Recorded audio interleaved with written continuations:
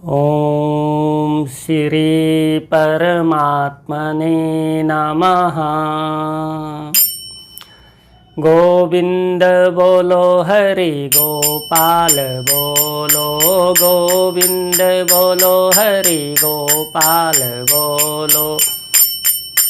राधा रमण हरि गोविंद बोलो, राधा रमण हरि गोविंद बोलो। गोविंद बोलो हरि गोपाल बोलो, गोविंद बोलो हरि गोपाल बोलो।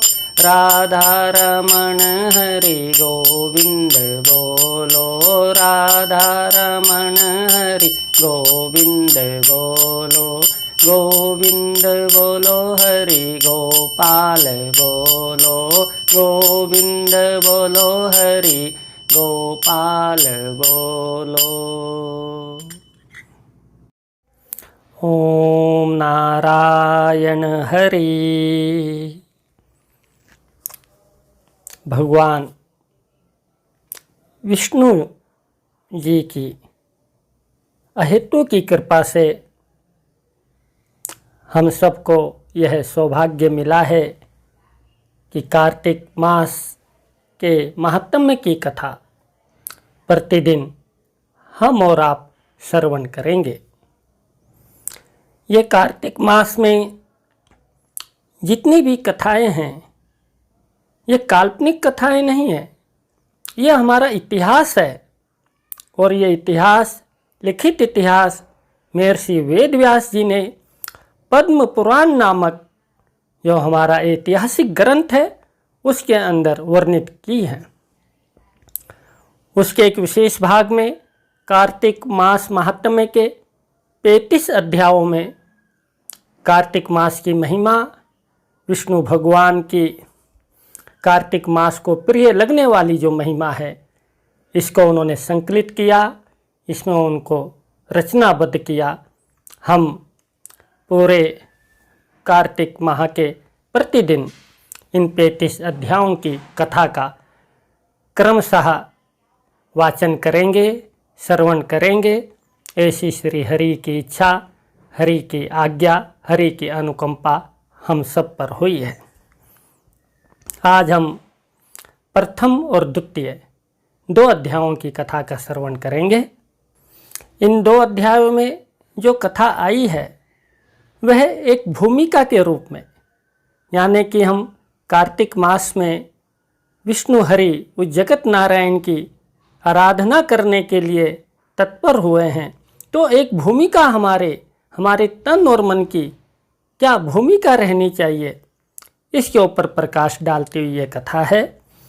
अथ प्रथमो अध्यायः। श्री गणेशाय नमः। नारायणं नमस्कृत्य नरं चैव नरोत्तमं देवीं सरस्वतीं चैव ततो जयमुदीरयेत्।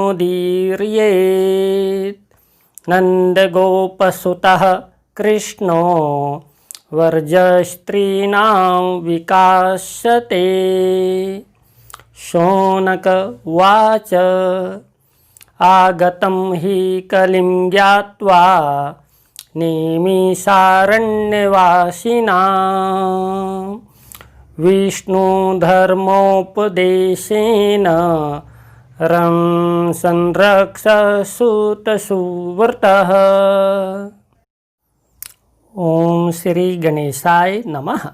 श्री नारायण जो कि नरों में श्रेष्ठ नर हैं और सरस्वती देवी जी को नमस्कार करने के बाद जिस प्रकार चारों ओर बिजली के चमकने पर उसके प्रकाश में बादल सुशोभित होते हैं, उसी प्रकार नंद गोप के पुत्र श्री कृष्ण भी वज्र ललनाओं के बीच में शोभायमान हैं। शौनक ऋषि जी ने सूत जी से पूछा है कि भगवान कलयुग का आगमन हो रहा है, आप वैष्णव धर्म का उपदेश कीजिए जिससे जगत के वासी अपने धर्म की रक्षा कर सकें।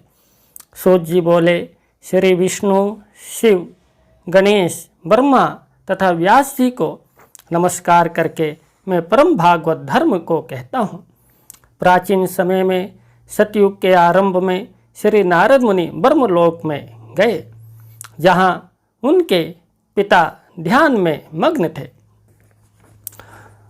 जिन्हें चारों ओर से ऋषि मुनियों ने, अप्सराओं ने चारों वेद मूर्तिमान होकर के घेरे हुए थे, उनकी स्तुति कर रहे थे। फिर उन ब्रह्मा जी ने नारद जी को देखा। फिर समस्त लोकों के पितामह नारद जी को नमस्कार करने के बाद मुनि श्रेष्ठ नारद जी ने नम्रतापूर्वक पूछा। नारद जी बोले, हे महाभाग, आप तो सर्वज्ञ हैं, मैं तो सदैव ही आपका सेवक हूँ, अतः आप मुझे प्रिय सेवक के प्रति कल्याणप्रद भागवत धर्म कहे, जिसके द्वारा आपकी कृपा से परम पद की प्राप्ति हो। हे पितामह, कार्तिक मास सभी महीनों में श्रेष्ठ माना जाता है, अतः इसके महात्म्य की यथाविधि को विस्तार पूर्वक कहें। कार्तिक मास के स्नान, व्रत, नियम तथा हरि पूजन के महात्म्य का वर्णन कर मुझे कृतार्थ करें। ब्रह्मा जी बोले, हे पुत्र, तुमने लोक कल्याण हेतु भली बात पूछी है। ये जो आपका प्रश्न है, इससे जगत का कल्याण होगा, इसलिए आपने ऐसी बात पूछी है। अतः मैं तुम्हारे प्रश्न का उत्तर देता हूँ। जो वैष्णव के प्रति वैष्णव धर्म का उपदेश करता है, वही वास्तव में विद्वत है। एक ओर तो पुष्कर, कुरुक्षेत्र तथा हिमालय पर निवास करने का फल है, वहीं दूसरी ओर सर्वाधिक पुण्यदायक कार्तिक मास का फल है। हे निष्पाप, कार्तिक मास में श्री विष्णु के उद्देश्य से, उनकी पूजा अर्चन वंदन के करने से जो भी पुण्य किया जाता है, वह सब अक्षय होता है। यह मैं सत्य कह रहा हूँ। यहाँ ब्रह्मा जी नारद जी को संबोधित करते हुए कह रहे हैं कि कार्तिक मास में भगवान विष्णु को समर्पित होते हुए उनका अर्चन, वंदन, आरती, मंत्र जाप, जो भी कर्म किया जाएगा, उसका जो फल है वो अक्षय है, यानी कि उसका कभी नाश नहीं होगा। ये ब्रह्मा जी कह रहे, साथ में ये भी कह रहे कि ये मैं सत्य कह रहा हूँ। कार्तिक मास में व्रतधारी मनुष्य को ब्रह्म मुहूर्त में उठकर शौच आदि से निवृत्त होकर लकड़ी से दातुन करनी चाहिए। अब यहाँ पर देखिए कि लकड़ी से दातुन जो की जा रही है, उसमें भी दातुन का मंत्र है, यानी कि ये वनस्पति है। उस वनस्पति को हम नमन कर रहे हैं, उस प्रकृति का हम धन्यवाद कर रहे हैं। तो यहाँ पे ब्रह्मा जी कह रहे हैं कि क्या धन्यवाद करना है उस वनस्पति का। हे वनस्पति, तुम मुझे आयु, बल, यश, ओज, संतान, पशु, धन, धान्य, बुद्धि और मेधा शक्ति प्रदान करो। ये कहकर के दातुन जो है हमको करनी चाहिए। आजकल दातुन की व्यवस्था तो कम है, लेकिन दांत हमको धोने चाहिए। और यद्यपि यदि कभी दांत धोने के लिए कोई भी सामग्री उपलब्ध ना हो, तो ये लिखा हुआ है कि मुख की शुद्धि करने के लिए 12 बार यदि हम कुला करते हैं, तो उससे भी मुख की शुद्धि ही मानी ही जाएगी। ब्रह्म मुहूर्त में किसी नदी, सरोवर में जाकर के स्नान करें। यदि ये संभव नहीं है तो अपने घर में ही ब्रह्म मुहूर्त में गंगा, सिंधु, नर्मदा, कावेरी आदि पवित्र नदियों का ध्यान करते हुए, विष्णु भगवान का ध्यान करते हुए वह स्नान करे और स्नान करते हुए ये कहे कि हे दामोदर, आपकी कृपा से मेरे पाप नष्ट हों, नष्ट हों, नष्ट हों। स्नान करने के बाद अपने पूर्वजों के निर्मित, देवताओं के, ऋषि के, मनुष्य के निर्मित जल में तर्पण करना चाहिए। और ये कहा गया है कि जल में जितने तिल होते हैं, उस मनुष्य के जो पितर हैं, उतने ही वर्ष जो है स्वर्ग में सुख का वैभव जो है भोगते हैं। स्नान के बाद हमको किसी भी अशुद्ध वस्तु को स्पर्श नहीं करना है। और यदि कोई, ना ही हमने किसी की निंदा चुगली करनी है। यदि कोई ऐसा शब्द हम सुन लेते हैं तो अपने दाएं कान का स्पर्श करें। देखिए, हमने कई बारी देखा होगा कि जो विद्वत जन हैं कई बारी किसी की बुराई सुनते हैं, कोई ऐसा शब्द सुन लेते जो कि सुनने के योग्य है, तो अपने दाएं कान को स्पर्श करते हैं। अब दाएं कान को स्पर्श क्यों करते हैं? देखिए, दाएं कान में जो है अग्नि, जल, त्रिदेव यानी ब्रह्मा, विष्णु, शिव, चंद्रमा, सूर्य तथा पवन, इन सब का जो वास है, ये सब जो है दाएं कान में रहते हैं। इसलिए दाएं कान को छूने का विधान बताया गया है। फिर प्रातःकालीन कृत्य समाप्त करके अर्घ्य देना चाहिए। गंध, पुष्प, फलों को समर्पित करते हुए दक्षचित होकर के जो है कार्तिक मास में विधि पूर्वक स्नान किए मुझ व्रती को हे वासुदेव आप अपनी कृपा प्रदान करें, इस तरह से प्रार्थना करनी चाहिए। इति श्री पद्म पुराणे कार्तिके महात्मने स्नान वर्णन नाम प्रथमो अध्यायः। श्री पद्म पुराण कार्तिक महात्म्य स्नान वर्णन नाम प्रथम अध्याय की यहाँ पर समाप्ति होती है। अथ द्वितीयो अध्यायः। श्री ब्रह्मोवाच ततो वै मंदिरं विष्णोः समागच्छेत पर्षणि गन्धपुष्पं सुताम्बूलान् गृहीत्वा भक्ति तत्परम। स्नान करने के बाद ब्रह्मा जी बोले कि उसके बाद प्रसन्नता पूर्वक गंध, पुष्प, तांबूल यानी कि जो पूजन सामग्री हैं उसे लेकर के जो हमारे घर के निकट जो भी विष्णु मंदिर है, नारायण मंदिर है, हरि मंदिर है, उस मंदिर में हम जाएं। वहाँ भगवान की, उस देवता की विभिन्न प्रकार से हम पूजन करें, उनकी स्तुति करें, उन्हें नमस्कार करें, उनका कीर्तन इत्यादि कर मंगल गान करें। यहाँ पर पूजा के लिए जो प्रतिमा का वर्णन है वो 8 प्रकार की प्रतिमाएं, 8 प्रकार की मूर्तियों का वर्णन जो है ब्रह्मा जी नारद जी को बता रहे हैं कि एक पत्थर की मूर्ति, एक लकड़ी की, लोहा निर्मित, लेप कर बनाई हुई, चित्रित यानी कि कोई चित्र, बालू की, मनोमय या मिट्टी, ये 8 प्रकार की प्रतिमाएं बताई गई है। मतलब मनोमय, यदि कोई भी आके वह प्रतिमा नहीं तो मनोमय यानी मन के द्वारा ही आप जो है, यदि आपके निकट कोई मंदिर नहीं है, ऐसी व्यवस्था नहीं है जहाँ पर आप हैं, लेकिन कार्तिक मास में आप श्री विष्णु हरि जी की आराधना करना चाहते हैं, तो मन के द्वारा कल्पित आप उनके स्वरूप का ध्यान करें तो उसकी भी पूजा जो है आप कर सकते हैं। इसमें ये बताई गई है, वो भी एक मूर्ति का रूप रहेगा। शालिग्राम शिला का पूजन तो साक्षात श्री कृष्ण का पूजन करना ही है। शालिग्राम में जगत गुरु श्री कृष्ण सदैव निवास करते हैं। शालिग्राम का जल से जो अभिषेक है, उस जल की एक बिंदु का भी जो पान करता है वो पापों से छूटकर मुक्ति मार्ग को प्राप्त होता है।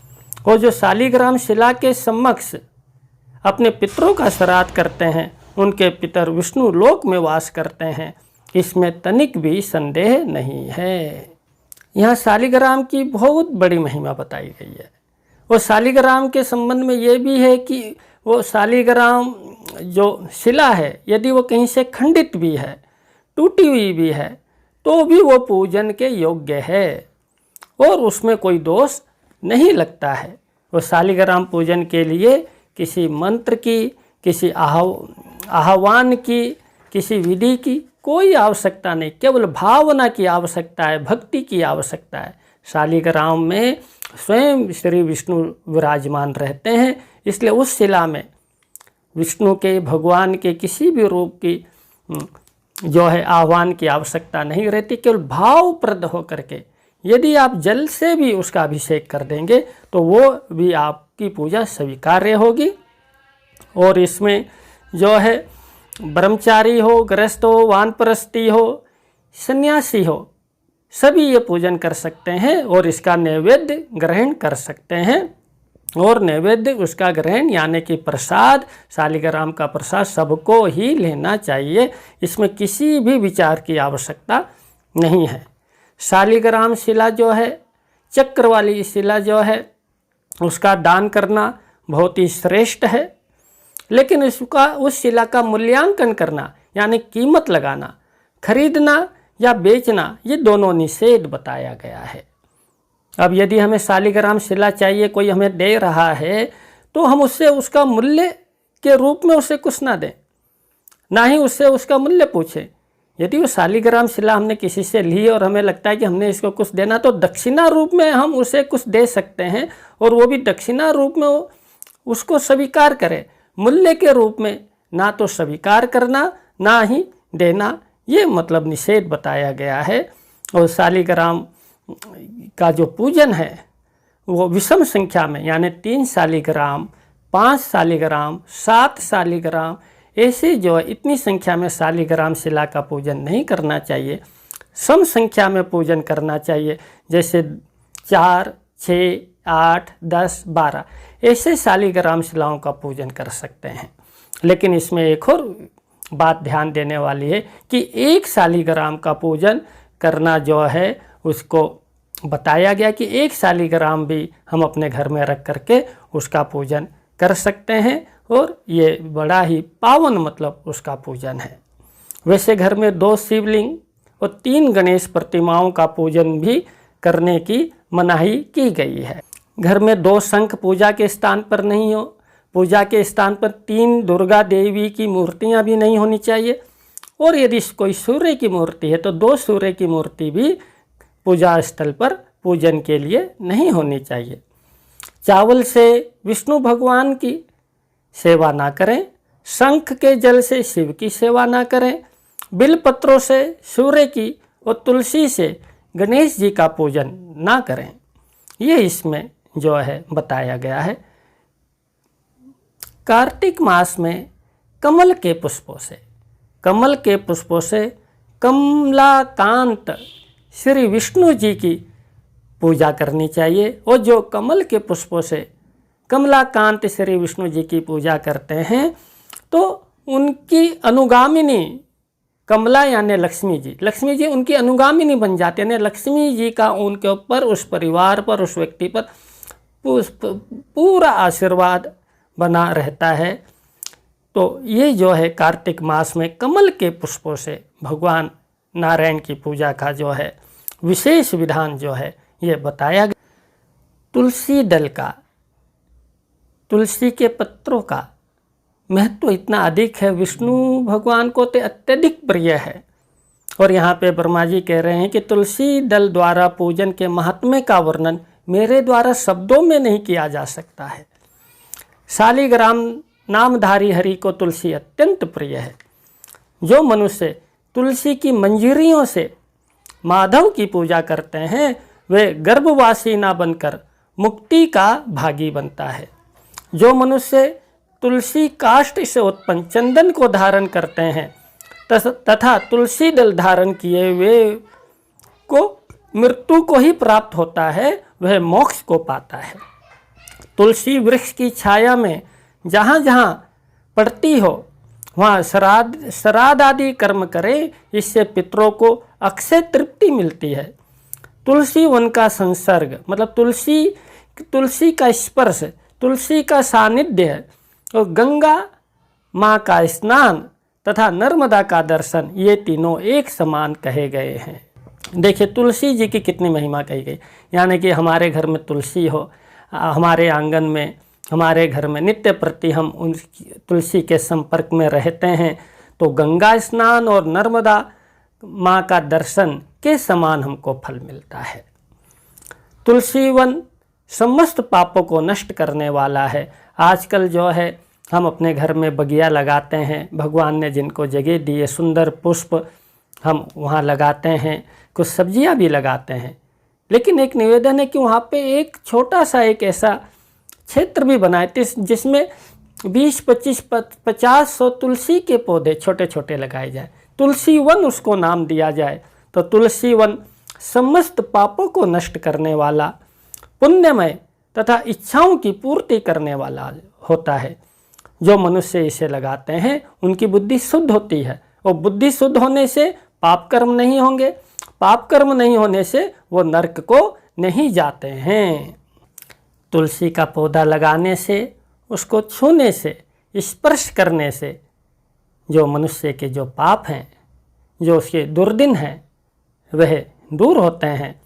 अतः व्रत करने वाले को उचित है कि भगवान हरि को प्रिय तुलसी की पूजा कर एकाग्र चित्त से प्रदक्षिणा और नमस्कार करे। हे हरि प्रिय तुलसी, तुम्हें पहले देवताओं ने बनाया, फिर मुनियों ने तुम्हारी पूजा की, तुम्हें मेरा बारंबार नमस्कार है। तुम मेरे पापों को दूर करो। इस प्रकार जो है तुलसी माता की वंदना अर्चना प्रार्थना करके उनकी परिक्रमा करें, उनका दीप जला करके पूजन करें, क्योंकि तुलसी जो है हरि को अत्यंत ही प्रिय है।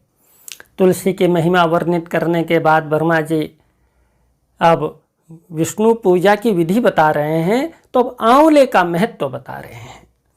अब कह रहे हैं कि जो मनुष्य आंवले के पत्तों से, उसके फलों से देवार्चन करता है, देव का अर्चन वंदन अभिनंदन करता है, वो ऐसा होता है जैसे कि स्वर्ण के यानी कि सोने के पुष्पों से वो पूजा कर रहा हो।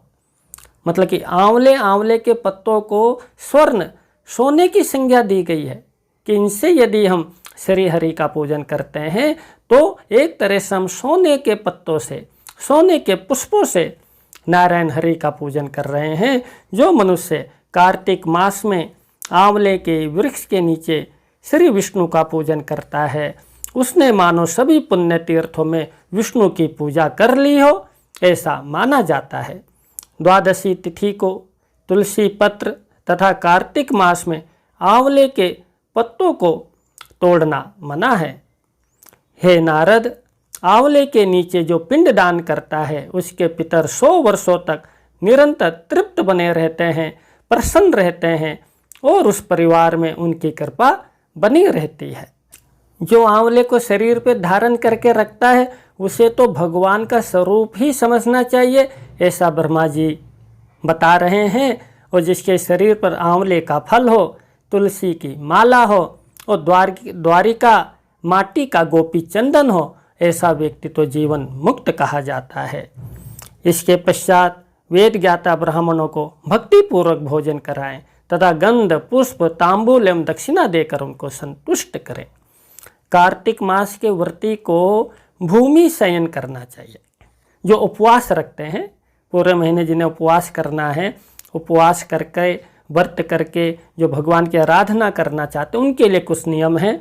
जिस प्रकार से भूमि शयन करना, संयम का पालन करना और संयम का पालन करना चाहिए। और एक समय जो भोजन करेंगे तो मौन होकर के भोजन करना, एक समय भोजन करना, मौन होकर के भोजन करना, इस तरह का नियम बताया गया है। व्रती को शहद, कांजी, दाल, तिल का तेल और अन्य जो दूषित पदार्थ हैं या जो अभक्ष्य पदार्थ हैं उनको खाने को मना किया गया है। और संयम का पालन करना, लोगों से मनमुटाव, क्रोध, द्रोह ना करना, यानी कि व्रती मनुष्य कार्तिक मास में बुरे भाव तथा बुरे शब्दों को त्याग दे। देखिए, जब मन में कोई बुरा भाव नहीं आएगा, मुख से कोई बुरा शब्द हम नहीं कहेंगे, तो हमें किसी से भी द्वेष नहीं होगा, मन प्रसन्न रहेगा और वो प्रसन्नता जो है श्री हरि को समर्पित रहेगी। अतः हमको किसी की निंदा भी नहीं करनी है, चाहे वो दूसरा व्यक्ति हमारी दृष्टि में दुष्ट हो, लेकिन फिर भी हम जो व्रती हैं वो किसी की निंदा ना करें। अन्नों में मसूर, बासी अन्न इत्यादि नहीं खाना चाहिए। तांबे के बर्तन में दूध, दही, घी ये नहीं रखना चाहिए। और प्याज, लहसुन इत्यादि जो है, घिया, काशी फल, बैंगन, इस तरह के जो निषेध चीज़ें बताई गई है उनका व्रती को जो है त्याज्य करना चाहिए, उनका सेवन नहीं करना चाहिए। नारियल है, परवल है, बेर है, पान है, हरी साग सब्जियां हैं, इनका भी निषेध जो है बताया गया है। दूध का सेवन कर सकते हैं, दूध से बनी वस्तुओं का सेवन कर सकते हैं, लेकिन खट्टी चीज़ों का, नींबू इत्यादि खट्टी चीज़ों का भी जो सेवन वो निषेध बताया गया है। यानी कि जो व्रती है वो अपने आप को पूर्ण रूप से शुद्ध रखे, मन से, कर्म से, वचन से। मन में तो दूषित विचार हैं, मन में तो किसी के प्रति द्वेष है, और ऊपर से यदि हम आराधना कर रहे हैं तो उसका फल हमें कितना मिलेगा ये तो आप स्वयं ही समझते हैं। जिस प्रकार लोटे को उल्टा गंगा जी में डुबो दो और उल्टा ही करके निकालो तो उसमें गंगा की जल की एक बूंद भी प्रवेश नहीं करेगी। इसलिए इन नियमों का पालन करते हुए बाकी कोई चीज़ की तरफ आप ध्यान न दें, कैसे हो रहा है, क्या हो रहा है, बस भावना चाहिए, भक्ति चाहिए। कर्मकांड की तरफ ज़्यादा नहीं ध्यान दीजिए, केवल अपनी भक्ति को जगाइए।